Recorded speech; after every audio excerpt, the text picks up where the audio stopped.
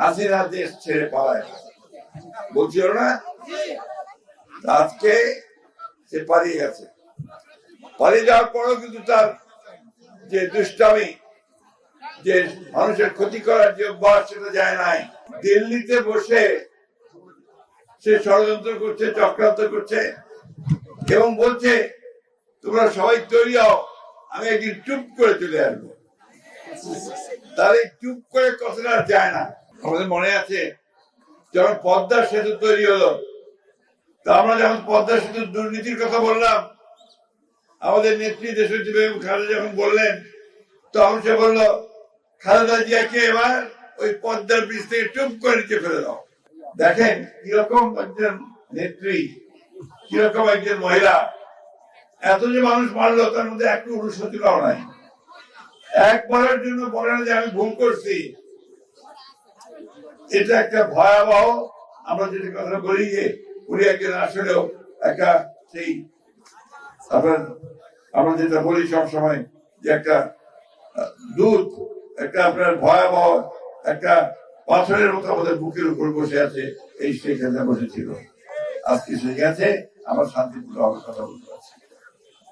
বন্ধুগণ, আজকে আমরা হাসিনা মুক্ত হয়েছি, এখন পর্যন্ত কিন্তু আমরা সেই গণতন্ত্রে ফিরে যেতে পারি নাই। আমাদের একটা সরকার আমরা দিয়েছি, সেই সরকার হচ্ছে অন্তর্বর্তীকালীন সরকার। তাদেরকে দায়িত্ব সুনির্দিষ্ট করে বলা আছে যে তারা এই যে এত জঞ্জাল তৈরি করেছে হাসিনা, দেশে অর্থনীতিকে ধ্বংস করে দিয়েছে, বিচার ব্যবস্থা ধ্বংস করেছে, প্রশাসনকে ধ্বংস করে দিয়েছে, এটাকে ন্যূনতম ঠিক করে সংস্কার করে সে নির্বাচন দেবে তারা। আজকে এই সুযোগ এসেছে, আমরা এই অন্তর্বর্তীকালীন সরকারকে, প্রফেসর ইউনূসের সরকারকে সেই জন্য অনুরোধ করেছি যত দ্রুত সম্ভব আপনারা এই ন্যূনতম সংস্কার যেটা প্রয়োজন, অর্থাৎ মানুষ যেন সঠিকভাবে ভোট দিতে পারে, বিচারটা যেন মানুষ সঠিক পায়, প্রশাসন যেন কোনো পক্ষপাতিত্ব না করে, এই বিষয়গুলো দেখে আপনারা একটা ভোটের আয়োজন করেন, যেখানে মানুষ ভোট দিয়ে প্রতিনিধি নির্বাচিত করতে পারবে।